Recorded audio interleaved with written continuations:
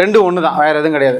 மலச்சிக்கல் ஏற்பட்டால் மனசு எப்பவுமே சிக்கலில் தான் இருக்கும். யாருக்குமே மியூக்கஸ் மெம்பரேன் தெளிவாக இல்லை, சளி சவப்படலும் முழுமையாக இல்லை.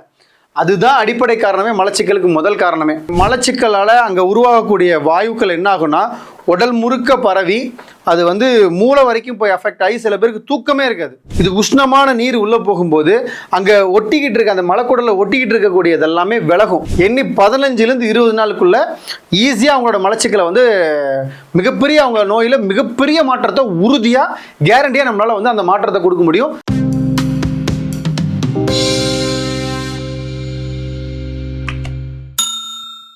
அனைவருக்கும் வணக்கம். நான் உங்கள் ஹீரா சக்திவேல் யுவராஜ் பேசுகிறேன். இந்த வீடியோ பதிவு எதுக்காகன்னு பார்த்தீங்கன்னா மலச்சிக்கலுக்கானது. இப்போ மலச்சிக்கல் ஏன் வருது? மனச்சிக்கல் ரெண்டுமே இருக்குது, ஓகேங்களா? ரெண்டும் ஒன்று தான், வேறு எதுவும் கிடையாது. மலச்சிக்கல் ஏற்பட்டால் மனசு எப்பவுமே சிக்கலில் தான் இருக்கும். இப்போ இந்த மலச்சிக்கல் ஏன் ஏற்படுது அப்படின்னா, உதாரணத்துக்கு நீங்கள் பார்க்கணும் அப்படின்னா, ஆடு மாடு அந்த சாணி போடும்போது பாருங்கள், அந்த சாணி மேலே ஒரு சளி மாதிரி ஒரு லேயர் இருக்கும். இப்போ மனிதர்கள் மலம் கழித்தால் ஆசன வாயை நம்ம க்ளீன் பண்ணுறோம். ஆடு மாடுகள் ஆசன வாயுவை க்ளீன் பண்ணுறதே இல்லை. நல்லா பாருங்கள். அப்போ ஏன் அதுக்கு தேவைப்படலை? மனிதர்கள் ஏன் ஆசன வாயை சுத்தம் பண்ணுறோம்? அதுக்கு என்ன காரணம்னா, நம்ம மலக்குடலில் பார்த்திங்கன்னா ஒரு விதமான ஒரு சளி லேயர் இருக்கும். அந்த சளி லேயர் தான் நீங்கள் ஆடு மாடு சாணத்தில் பார்க்குறது. அதுக்கு பேர் மியூக்கஸ் மெம்பரான்னு பேர். அதுக்கு பேர் மியூக்கஸ் மெம்பரேன். அந்த மியூக்கஸ் மெம்பரேன் பார்த்தீங்கன்னா நல்ல சளி அந்த இடத்துல சேர்ந்துருந்தது, சளிப்படலம் நல்லா சேர்ந்துருந்தது அப்படின்னா நீங்கள் மலம் போனாலும் நீங்கள் ஆசன வாயுவை கழுவே தேவையில்லை. இந்த மியூக்கஸ் மெம்பரேன் தெளிவாக இருந்து அதுக்கான இடத்த சரியாக இருந்ததுன்னா. ஆனால் இன்றைக்கி இருக்கக்கூடிய காலகட்டங்களில் யாருக்குமே மியூக்கஸ் மெம்பரேன் தெளிவாக இல்லை, சளி சவப்படலம் முழுமையாக இல்லை. அதுதான் அடிப்படை காரணமே, மலச்சிக்கலுக்கு முதல் காரணமே. சரி, அந்த சளி சவப்படலம் இல்லாமல் வெறும் மலம் அங்கே போய் தங்குச்சுன்னா என்ன ஆகும்னு பார்த்தீங்கன்னா, அந்த மலம் ரத்தத்தோடு கலக்க ஆரம்பிக்கும். ரத்தத்தோடு கலக்க ஆரம்பிக்கும் போது யாருக்கெல்லாம் மலச்சிக்கல் இருக்கோ அவங்களுக்கு கடுமையான உஷ்ணம் ஏற்படும். உடம்பெல்லாம் அப்படியே தக்க எரிகிற மாதிரி கூட சில பேருக்கு உஷ்ணம் இருக்கும். அப்போது நம்ம செய்ய வேண்டிய விஷயம் என்ன அப்படின்னா, குடலுக்கு இலகுவான உணவுகளும் அந்த மியூக்கஸ் மெம்பரேன் உருவாகிறதுக்கான சூழலும் அதுக்கேற்ற மாதிரி நார்ச்சத்து உள்ள உணவுப் பொருட்களை சாப்பிடும்போது தான் இந்த மியூக்கஸ் மெம்பரேன் அதிகமாக ப்ரொடியூஸ் ஆகும். அப்போ நார்ச்சத்து உள்ள உணவுகளை எடுத்துக்கிட்டு கரெக்டான உணவு பழக்கங்களை கடைபிடிச்சாலே இதுலேருந்து ஈஸியாக வெளியே வந்துடலாம், ஓகேங்களா?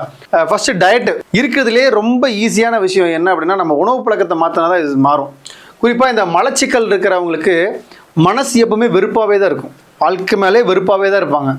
அதே மாதிரி மனசுக்குள் நிறையா புலம்புவாங்க, ஒரு பிடிப்பான மனநிலை இருக்காது. ஸோ இதெல்லாம் தான் கான்ஸ்டிபேஷன் இருக்கிறவங்களுடைய மனநிலை. அடுத்து இது எப்படி ஈஸியாக க்யூர் பண்ணுறது அப்படின்னு பார்த்தீங்கன்னா, நான் முன்னே ஒரு விஷயம் சொன்னேன், நார்ச்சத்து அதிகமாக உள்ள உணவுகளை எடுக்கணும் அப்படின்னு. கருடன் சம்பான்னு ஒரு அரிசி இருக்குது. அரிசி பேர் கருடன் சம்பா. இது அவ்வளோ லேசெல்லாம் கிடச்சிடாது. இயற்கை அங்காடிகளை போய் கேட்டிங்கனாலே முக்கால்வாசி இயற்கை அங்காடிகளில் இது இருக்காது, தேடி தான் கண்டுபிடிக்கணும். ஆனால் இந்த அரிசியை வாங்கி நீங்கள் பயன்படுத்தினீங்க அப்படின்னா சாப்பிட்டு 4-5 நாள்லேயே உங்களுக்கு மோஷன் ஃப்ரீயாக போக ஆரம்பிக்கும். அந்த அளவுக்கு எஃபெக்டிவான அரிசி. மதியம் சீரக சம்பா புழுங்கல். சீரக சம்பானா பிரியாணிக்கு போடுவாங்கன்னு தெரியும், பச்சரிசி போடுவாங்க. நான் சொல்கிறது சீரக சம்பா புழுங்கல். இரவும் கருடன் சம்பா அரிசியிலே கஞ்சி. ஸோ இது கஞ்சி டிஃபனுக்கு முன்னாடி டிஃபனுக்கு அப்புறமான்னு கேட்கக்கூடாது. இதுதான் டிஃபனே. வயிறு நிறைய கெட்டியாக உங்களுக்கு பசிக்கிற அளவுக்கு நல்லா அதிகமாக போட்டு கூட நீங்கள் சாப்பிட்லாம். கூட காய்கறி பொருள் வச்சு சாப்பிட்லாம், ஓகேங்களா? என்ன மலச்சிக்கல் இருக்கிறவங்க என்னெல்லாம் தவிர்க்கணும்? பால், டீ, காஃபி, தயிர். குறிப்பாக தயிர்லாம் சேர்த்தவே கூடாது. மலச்சிக்கல் இருக்கிறவங்க தயிர் சேர்த்தவே கூடாது. இட்லி, தோசை, சப்பாத்தி, புளிச்ச மாவில் செஞ்ச உணவுகள் சேர்த்தக்கூடாது. ஏன்னா ஆல்ரெடி அங்கே உஷ்ணம் அதிகரிக்கிறதுனால நம்ம உஷ்ணத்தை அதிகரிக்கக்கூடிய எந்த உணவுகளையும் நம்ம சாப்பிடக்கூடாது. பருப்பு வகைகள் ஆல்ரெடி உங்களுக்கு மலம் இறுகி அந்த மலத்தின் மூலிமா நிறைய வாயுக்கள் உருவாகி இருக்கும், ஓகேங்களா? அதை இந்த உடம்பு மேனேஜ் பண்ணுறதே கஷ்டம். நீங்கள் பருப்பு வகைகள், சுண்டல், மொச்சை, அவரை இதெல்லாம் நீங்கள் சாப்பிட்டீங்கன்னா அது இன்னும் வாயு அதிகத்தான் படுத்தும். மலமே முழுசாக வெளியே இல்லை, அதுலேயே ஆல்ரெடி வாயு இருக்குது. நீங்கள் சாப்பிட்ற உணவுப் பொருளே வாயு இருக்குது அப்படின்னா அங்கே வாயு கூடிக்கிட்டே தான் இருக்கும். புளி, முட்டை, அசைவம் கண்டிப்பாக சேர்த்தவே கூடாது. இப்போது அந்த மலச்சிக்கலால் அங்கே உருவாகக்கூடிய வாயுக்கள் என்ன ஆகும்னா உடல் முழுக்க பரவி அது மூளை வரைக்கும் போய் அஃபெக்ட் ஆகி சில பேருக்கு தூக்கமே இருக்காது. பொட்டு தூக்கம் கூட வராது. மலச்சிக்கல் இருக்கிறவங்களுக்கு தூக்கமும் வராது. அது ஒரு பிரச்சனை இருக்குது, ஓகேங்களா? ஸோ இதுதான் விஷயம். அடுத்தது இவங்க என்ன கை வைத்தியம் பண்ணலாம் அப்படின்னா, ஒரு டம்ளர் சுடுதண்ணியில் ஒரு 2 ஸ்பூன் விளக்கெண்ணெய் நைட்டு படுக்கும்போது, நான் சொல்கிறது 20 வயசுக்கு மேலே இருக்கிறவங்க, 2 ஸ்பூன் விளக்கெண்ணையை கலந்து பியூராக இருக்கணும். விளக்கெண்ணெய் கடையில் வாங்குறது கேரண்டி கிடையாது. செக்கில் ஆட்டின மரச்செக்கில் ஆட்டின பியூர் விளக்கெண்ணையாக இருக்கணும்.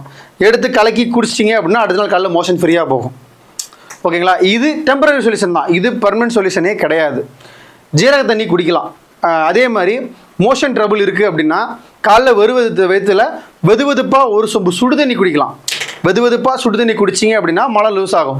ஏன்னா தூட்டுக்கு சூடு எதிரி அப்படிங்கிற கான்செப்டில் நம்ம சூடை உள்ளே அனுப்பும்போது ஆல்ரெடி இறுகி கிடக்கிற மலம் லூஸ் ஆகும். இது உஷ்ணமான நீர் உள்ளே போகும்போது அங்கே ஒட்டிக்கிட்டு இருக்க அந்த மலக்குடலில் ஒட்டிக்கிட்டு இருக்கக்கூடியது எல்லாமே விலகி கொடுக்கும்போது உங்களுக்கு மோஷன் ஃப்ரீயாக போகும். ஆனால் இதெல்லாம் செஞ்சீங்கன்னா உங்களுக்கு இந்த மியூக்கஸ் மெம்பரேன் ஃபார்ம் ஆகுமா அப்படின்னு கேட்டால் இது பார்த்தீங்கன்னா நல்ல உணவு பழக்கங்களோட நீர் காய்கறிகள் அதிகமாக எடுத்துக்கிட்டிங்கன்னா உங்களுக்கு மியூக்கஸ் மெம்பரேனை உருவாகிறதுக்கான பாசிபிலிட்டி இருக்குது. வெறும் விளக்கெண்ணெய் மட்டும் வெறும் இந்த மாதிரியான விஷயங்களை எடுத்துக்கிட்டு இருந்தீங்க அப்படின்னா அது டெம்பரரி சொல்யூஷன் மட்டும்தான். இன்னும் நோய் ரொம்ப முத்துனவங்களுக்கு மருத்துவம் தான் கரெக்டு. ரொம்ப கடுமையான மலச்சிக்கல் இருக்கவங்களுக்கு இந்த டயட்டையும் ஃபாலோ பண்ணிட்டு கரெக்டாக சரியான மருத்துவம் கொடுத்தோம்னா 15லேருந்து 20 நாளுக்குள்ளே ஈஸியாக அவங்களோட மலச்சிக்கலை மிகப்பெரிய அவங்க நோயில் மிகப்பெரிய மாற்றத்தை உறுதியாக கேரண்டியாக நம்மளால் அந்த மாற்றத்தை கொடுக்க முடியும். சரியான தரமான கரெக்டான மருத்துவத்தை எடுத்தா. இதுக்கு ஜஸ்ட்டு சார் ஏதாவது ஒரு சிம்பிளான மெடிசன்ஸ் அப்படின்னா கடுக்காய் லேகியம் சாப்பிட்லாம். ஆனால் என்ன ஒரு சிக்கல் அப்படின்னா இந்த கடுக்காய் லேகியம் வாங்கி சாப்பிட்றதுங்கிறது பிராண்டட் ஐட்டம்ஸ்க்கு நான் கேரண்டியாக கொடுக்க மாட்டேன். கடுக்காய் லேகியம்னா அது பர்ஃபெக்டாக செஞ்சுருந்தால் மட்டும்தான் கடுக்காய் லேகியம். ஒரு நாள் நைட்டு நீங்கள் சாப்பிட்டாலே அடுத்த நாள் உங்கள் வயிற்றை நல்லாவே டிஃப்ரென்ஸ் காட்டி கொடுக்கும். அந்த மாதிரியான கடுக்காய் லேகியம் பிராண்டட் ஐட்டம்ஸில் டப்பாவில் பிராண்ட் ஸ்டிக்கர் ஒட்டி வரதில் அந்த எஃபெக்டை நான் பார்த்ததே கிடையாது. அடுத்தது நிலவாகை சூர்ணம். நிலவாகை சூர்ணம் நீங்கள் நாட்டு மருந்து கடையிலே லைட்டாக வாங்கி சாப்பிட்லாம். அது ஒன்றும் பிரச்சனை இல்லை. நான் பார்த்த வகை நிலவாகை சூர்ணத்தில் எந்த ஒரு விஷயம் இல்லை. கடுக்காய் லேகியத்தில் என்ன ஒரு விஷயம் அப்படின்னா கடுக்காய் லேகியம் அப்படின்னா அது பியூராக செய்யணும். சுத்தமான நாட்டு மாட்டு நெய் சுத்தமான மலைத்தேனை போட்டு அந்த லேகியம் செய்யணும். இன்றைக்கி அதை செய்யக்கூடிய ஆட்கள் ரொம்ப ரொம்ப ரொம்ப குறைவு. உங்களுக்கு பர்ஃபெக்டாக இது கிடச்சிது அப்படின்னா உங்கள் மலச்சிக்கல் ஒரு வாரம் to 10 நாளில் உறுதியாக நீங்கள் மிகப்பெரிய மாற்றத்தை பார்த்து நல்ல ஒரு ஆரோக்கிய நிலையத்துக்கு போகிறதுக்கு இந்த டயட்டும் இந்த மருத்துவ குறிப்பும் உங்களுக்கு ரொம்ப யூஸ்ஃபுல்லாக இருக்கும். யார் புள்ளிக்கமாக மாறாமல் இதை ஃபாலோ பண்ணுறீங்களோ ஒரு வாரத்துக்குள்ளே உங்களுக்கு உடம்புல அவ்வளோ மாற்றத்தை ஃபீல் பண்ணலாம். நல்ல ஃப்ரீ மைண்டடாக உங்களுடைய மன உளைச்சல்லேருந்து எல்லாத்துலேயுமே வெளியே வரக்கூடிய விஷயத்தை நான் சொல்கிற இந்த விஷயத்தை கடைப்பிடிச்சு பாருங்கள். கண்டிப்பாக நல்ல மாற்றம் கிடைக்கும். நன்றி, வணக்கம்.